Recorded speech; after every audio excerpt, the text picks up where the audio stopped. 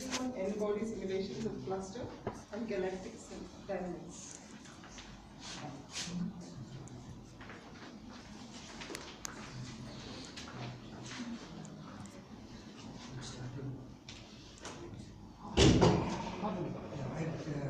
would like to thank Professor Siddharth for giving this opportunity to be here with you today. We live in a beautiful universe, and it has taken billions of years to evolve to the state as it is today, so that you and me can exist. So there are many aspects to this. There are different areas which try to explain what this universe is and how the whole thing is evolved in time and so on. The aspect which I am going to take up are simulations, and would try to see how, in fact it's a good thing for the young crowd here, to know that you can do a lot of computations, you can do a lot of simulations on your simple desktops or your laptops, and I will indicate to you how you can start off and then go into more meaningful simulations as you proceed. So, N-body simulations of clusters. When I say clusters, I mean star clusters. Stars, when they are born in groups, and they dynamically evolve in time. So it will take millions of years if you are looking at it at a small scale, or they can go into giga-year scale. But if you have computers with you, you can play God and run the whole million years into a few days or a few minutes and see how they would evolve in time. So where do I begin? Next. I think the best way to begin is from the beginning. Like Lewis Carroll said, in science, in fact in most things, it is usually best to begin at the beginning. In some things, of course, it's better to begin at the other end. For instance, if you want to paint a dog green, it might be best to begin with its tail, so that it doesn't bite you. So I'm not painting a dog, so let me proceed from the beginning. Next. So we have learned a lot from the stars. We have seen patterns in stars which rise and set with regularity. We have seen perfection in heavens, which you don't observe on the earth. And there is a predictability. You always see stars rise in the east and always set in the west. You never see them rising in the west. And these heavens inspired great thinkers to usher in the modern scientific revolution. And by the time of Galileo, Tycho Brahe, Kepler, Newton, the modern scientific revolution had begun. The modern scientific mind was being forged. But there were irregularities. When they saw the stars move, they saw that there were some objects which did not show the same rhythm as the stars did, and these were called the wanderers or the planets. And for a major part of history of astronomy, people were trying to struggle to explain why do planets behave as they do. And then there was a time. Go ahead. What? Yes. So then the orbits of motion of planets around the sun was understood. Initially there were geocentric theories, like we all know, and Tycho Brahe, the mathematician, tried to prove and establish why geocentric theories are right. He built up models which explained the motion pretty well. But then you have Copernicus coming in, and then Kepler and Newton and so on, and things became very clear. For today's audience, I don't need to say why the planets go around the way they do.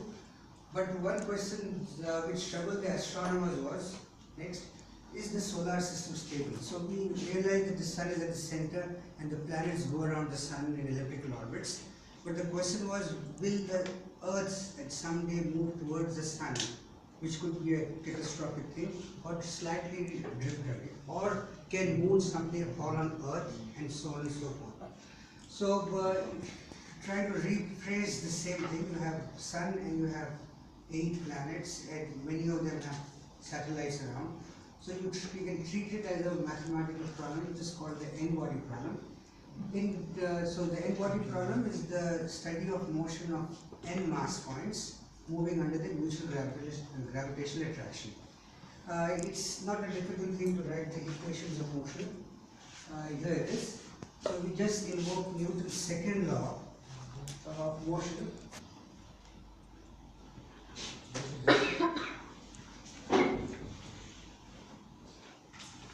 So it's, we are all familiar with Newton's laws of motion, the basic axioms on which we can study motion. And the second law, as you remember, says force is mass into acceleration, right? And this is the fundamental equation of motion when you want to study motion of anything, right?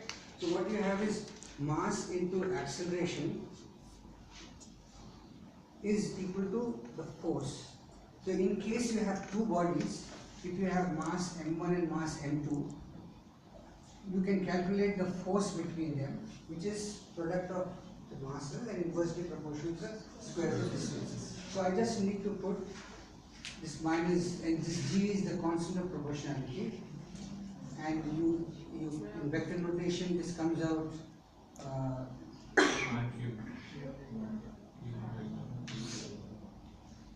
yeah, so this would be the equation of motion of the first body.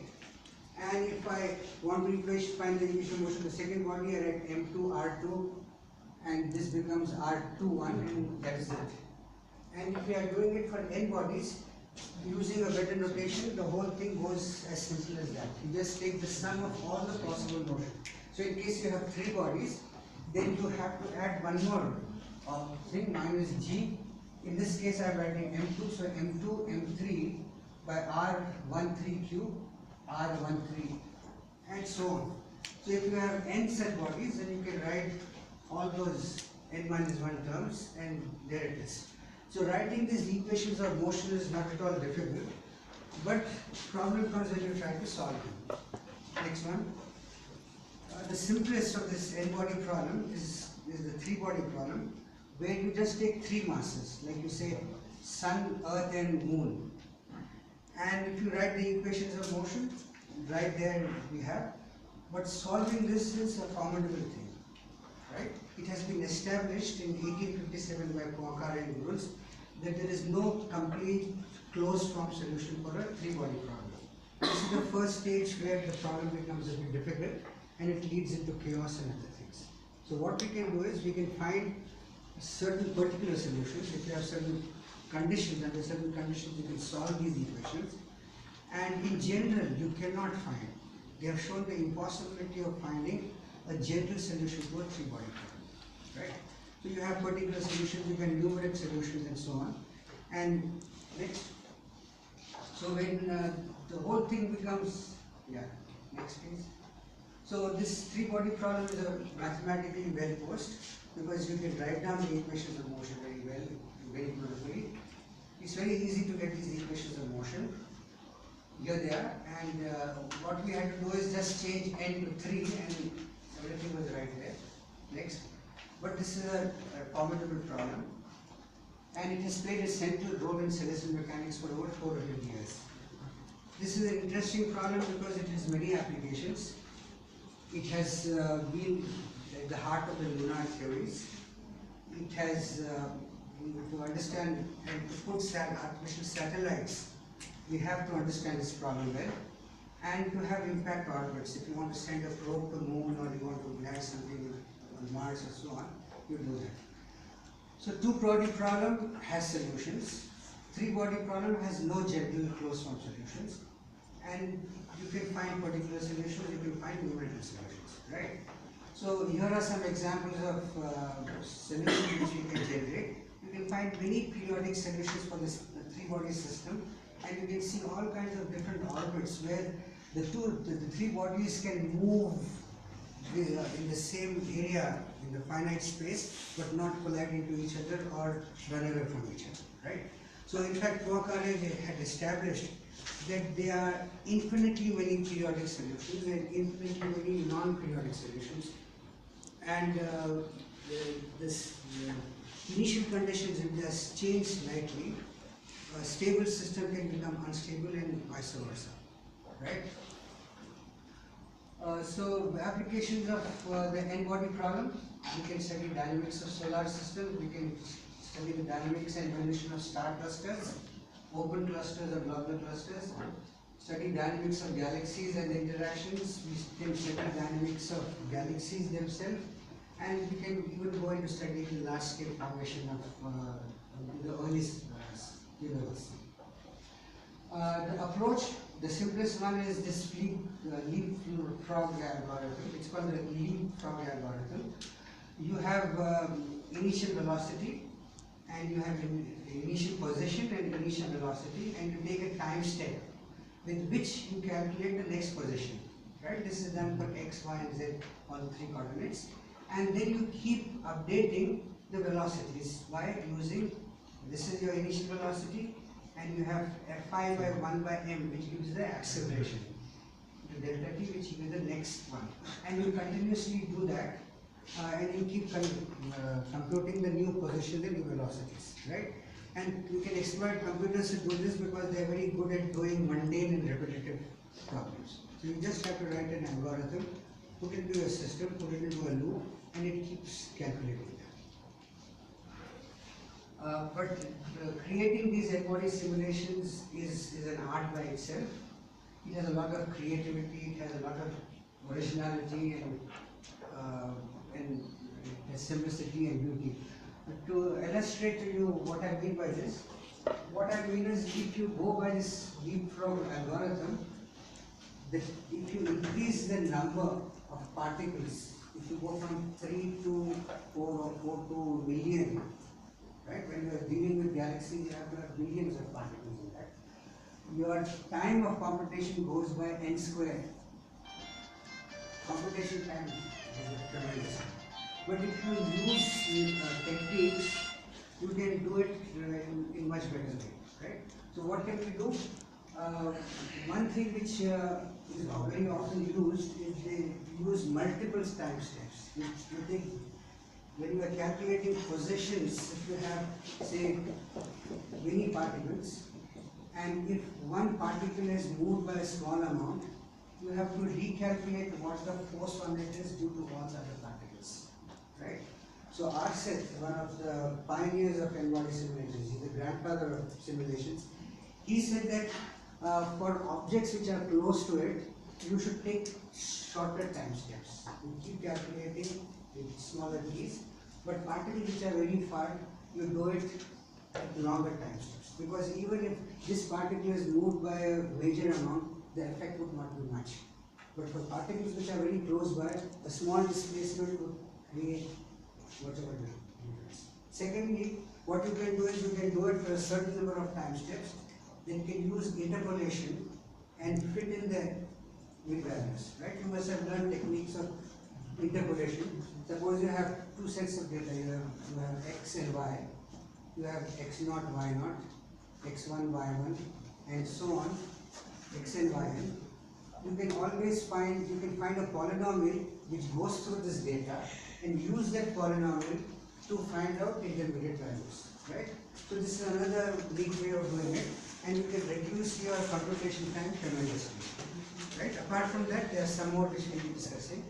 There are various algorithms, particle-particle, particle mesh, particle-particle mesh, and so on, three-code and syntactic models.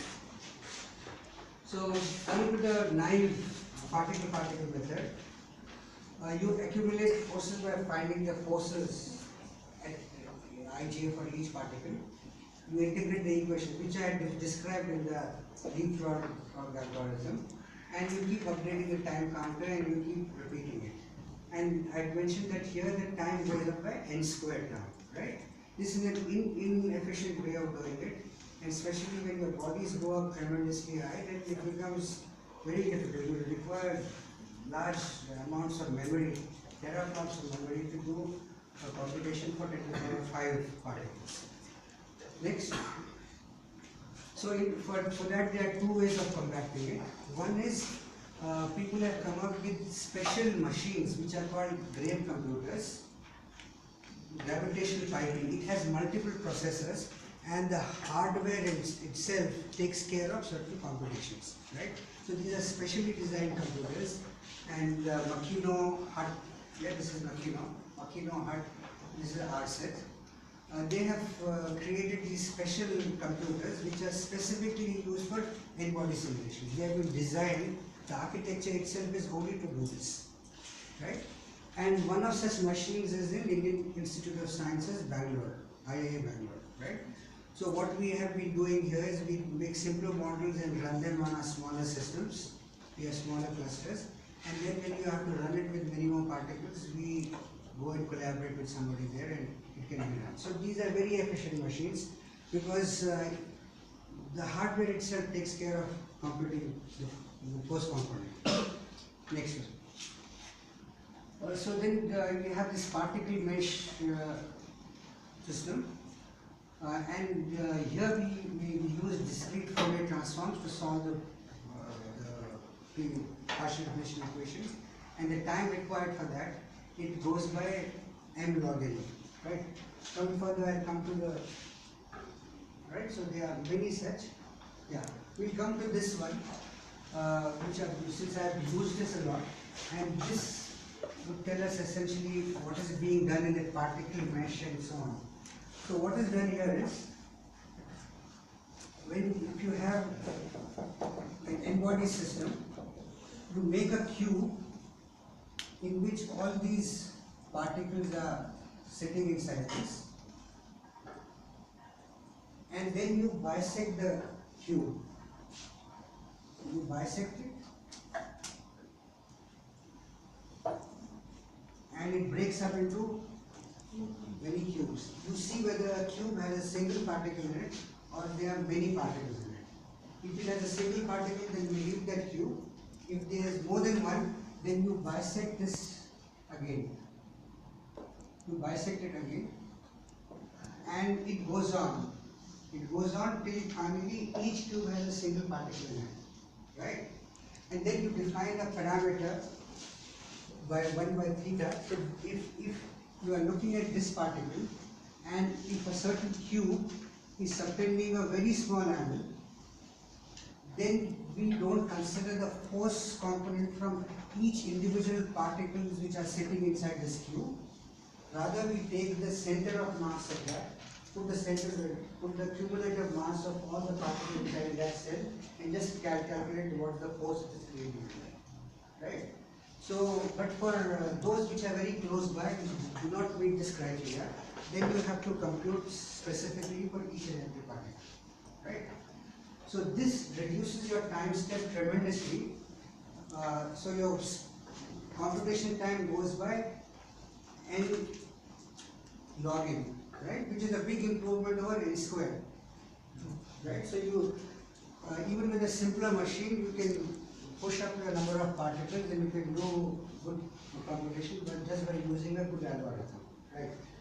But each time, in each time step, you have to the program has to reconstruct this grid and has to see that each cube has a single particle and so on and so on, right? But it's a very efficient method. But yes, it requires large amounts of auxiliary storage to compute that. Yeah, so let me, so basically things go this way, like in symplectic models, which are generally used in solar system dynamics. This is based on the Hamiltonian mechanics, and you do dynamical integration using the Hamiltonian systems. These are some of the available codes which you can download from net. There's a big community of people who are working on simulating star clusters or galaxies and so on, and they make their code available for people to download and use it freely. Only when you are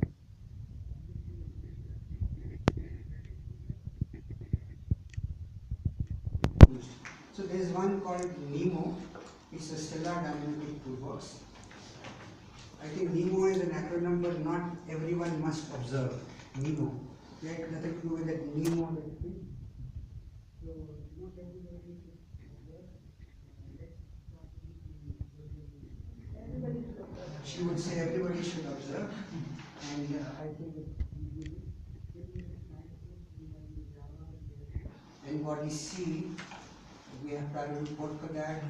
And coming to this n-body 6 is R6 code for star cluster. This is an excellent code which has evolved based on n-body, n-body 1, 2, 3, 4. So n-body 6 doesn't mean it is for 6 particles. N-body 6 is the 6th generation of the code. And in this you can do very meaningful star cluster simulations. in which you can incorporate star formation, stellar evolution, and as new stars are formed in that, they interact with the preceding ones. And then you can start off with more binaries initially. You can design your star cluster, what kind of mass distribution you want, whether you want all stars to have same mass, or whether you want to have more massive sitting at certain place and low mass, and so on. So you can, this is an excellent one. Then Star Lab is also a very good environment where you can do simulations. So if anybody needs help in Star Lab, Embody 6 or Nemo, then you can get in touch with me. My email was there, and you can get down to doing some work. So some applications, coming to, I chose to speak about two. One is star clusters and on galaxies. If you look at these star clusters, these are stars which are born together from the same parent cloud at about the same time. Yeah, about the same time is a thing which has to be discussed and understood in time. But essentially they are lying in the same region of sky and they are gravitationally bound. And remember that stars are born always in groups. You don't have star formation taking place, individual stars forming, right? It's because you have huge, massive molecular clouds which should not be very hot, they should be cold ones, and they should be massive. And once they meet something called the Jeans criteria, they start collapsing. And as they collapse, yeah, so Jeans criteria is a criteria which says when can a cloud collapse to form stars. And that depends on the temperature, that depends on the number density of particles, and it depends on the mass of the cloud. So if the density is high, the mass required is less. So as the starts collapsing and the density starts rising, there's a fragmentation which comes up. Because in smaller pockets, Jeans criteria is met separately. Hence stars are formed together. And what we see here and mostly is, you have massive stars sitting in the center and low mass stars are outside. There is always a distribution where you have more stars squeezed in the center and less stars which are outside, right? So there's a density of stars which keeps falling out. And the question is whether these stars are born like that. Is it that stars are born with massive stars being born in the center and low mass stars outside? Or is it a dynamical effect? Is it that massive stars, those which are formed outside, since there is a greater gravitational force among massive ones, they come towards each other faster and hence sink to the gravitational potential which is the center of the cloud, right? So this is an interesting area of research, and there's a big debate whether the star formation is primordial or whether it's a dynamical effect, right? And these are the things which we can understand or get an insight by using embodied simulations. So what I was talking about is, this is called mass segregation. Mass segregation is the systematic mass dependent distribution of stars as a function of distance from the center according to their masses, leading to a concentration of high mass stars near the center and low mass stars away from the center. Yeah, next please. So we can do simulations using the embodied code and so on, and we study the evolution of star clusters located at different galactocentric distances. And another thing, if you observe, is if you look at the galaxy and you look at star clusters in it, the star clusters which are close to the galactic center, they seem to be smaller in size, while those which are further up seem to be larger in size. Right? So why is that so? You can argue, you can say that things which are close to the galactic center, the center of galaxy has a lot of mass sitting there, and the tidal forces will rip away the outer one. Yeah. So what is the tidal force? If you have any two bodies, you have a body and an object which is bound to it, and you have another one, you can calculate the force which it experiences due to this and the force it experiences due to this. If this force is stronger, then it is bound here, but if this is larger, then it can escape, right? So within a certain tidal radius, things are bound to the thing, but if they are slightly away, then they can get pushed away. So the galactic center can drag away the outer, because the outer stars are loosely bound. When you are close to the galactic center, there is a tremendous amount of mass in there, so they can scatter them off, and that's what happens. Okay, so then investigating the evolution of clusters with different degrees of initial mass function, we can compare the evolution of initially segregated clusters with that of unsegregated clusters, both having the same initial density component, right? So when we do simulations, we start off with those clusters with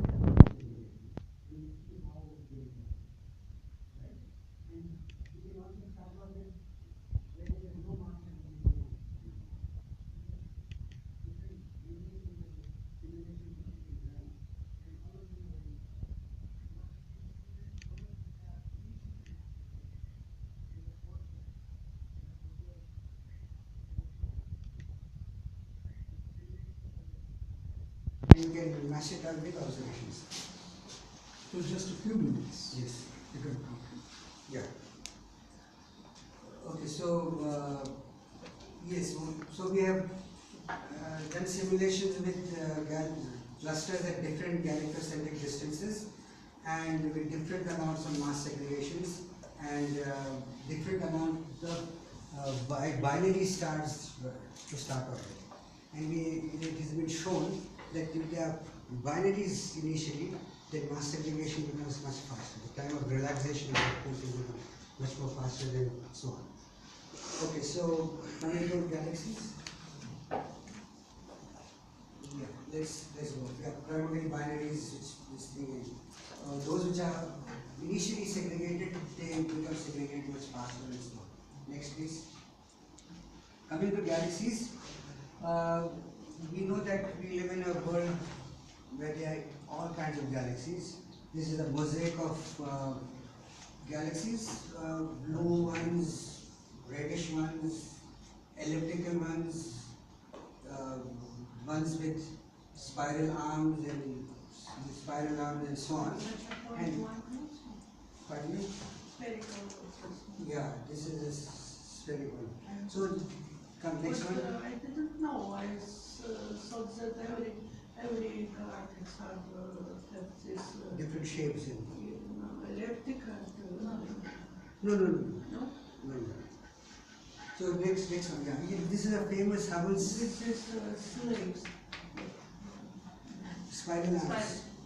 Yeah, so there are some galaxies which look totally like a sphere, some look like an ellipsoid, and some have spiral arms and so Because on. it is nature of gravity to be such. Right. Why is this what has all? Yes, so this is a very famous Hubble tuning fork diagram. It looks like the tuning fork which you have in your lab. And Hubble arranged them in this pattern. He called them E0 to E7 elliptical galaxies, E0, E1, E2, E7, going from circular to more and more elliptical ones. And then these are called lenticular galaxies, these are called SO galaxies. Then you have spiral galaxies with spiral features in it, and you have spiral galaxies with bars in it. So these are called SA, SB, SC, depending on how tightly bound or how open the arms are. And SB has a bar feature in it.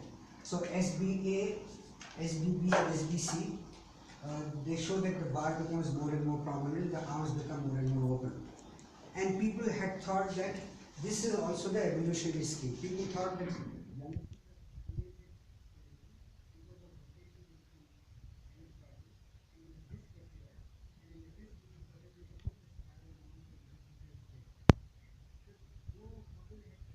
only as a morphological scheme. He did not take it as an evolutionary scheme, but people started believing that this is how they evolved.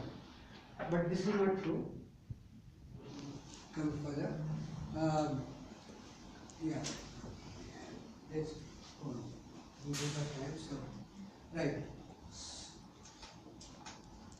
And then there were some objects which were extremely funny looking things. They could not explain why they look like that.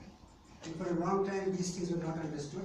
In the time these simulations, embodied simulations were made, and here we have simulation of two elliptical galaxies which are coming and merging to form this mice, And you will also see further that these two spiral galaxies are finally going to merge to form one big elliptical galaxy, right? So what we are seeing here is from spirals you can make ellipticals. It's not from ellipticals to spirals, but even spirals can merge to do that. And this was established as late as 1972, 79 by two brothers, Tumre and Tumre. And simulations have gone a long way since then. And how many cases have you in the universe, such as? Oh yes, so I skipped that slide, but there was a time when people thought that these galaxies, which have billions of stars, these are island universes. They have nothing to do with it in common, they don't interact, they do not merge. But now what we are seeing is galaxy interaction is a very common phenomenon. Galaxies during their lifetime, they go through a lot of interactions with other galaxies. There are many galaxies which smaller components fall into that, and so on. So galaxy interaction is a very common phenomenon. And yeah. Since I'm short of time, a few things to see that when two galaxies interact, it's very important that their relative velocity should not be very high. Because if it is very high, then nothing happens. They just go through each other without any effect. So it has to be a slow process. Because when it is slow, then gravity takes time to act on each other and create those beautiful tidal bridges and arms. It involves tremendous amount of energy, but it's not a high energy thing because it takes a long time for this energy to be released, and the velocities are extremely small. So yeah, they take about 10 to the power of 8 years and so on, and the velocity is very simple. So when they come together, they form tails and bridges. You see forces acting in gigantic scales. And for these to happen, the conditions are that the galaxies should not penetrate each other much. They should approach. And when they come, some stars gain energy and they are thrown out on the tidal tails, and those which lose energy, they fall inwards. This leads to a lot of star formation in galaxies, star formation rates, everything changes. Okay, so most of the matter doesn't collide in galaxies. There's a small probability of star-to-star collision. The collision property, if Milky Way and Andromeda collide, the chance of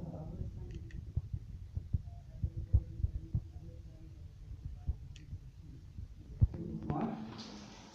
And the gas components, they create havoc and leads to a change in the thermal state and star formation rates tremendously.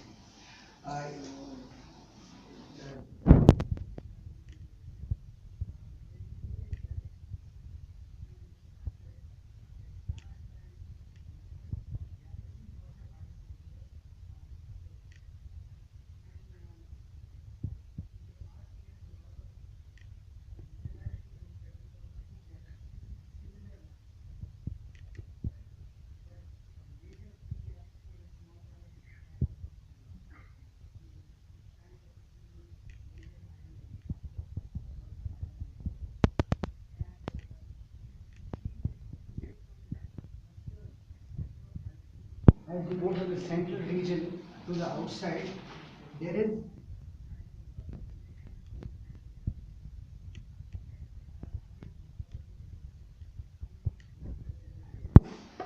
and this is known as the morphology radius relationship or the morphology density relationship. And it is important to study whether its location in the galaxy cluster is important or whether the influence of a neighboring galaxy.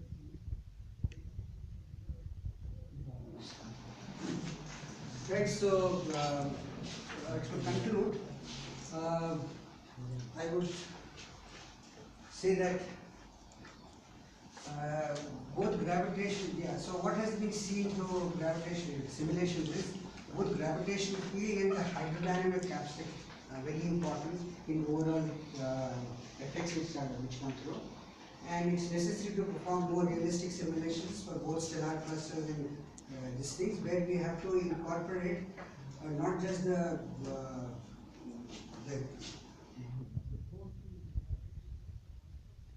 gas dynamics in it.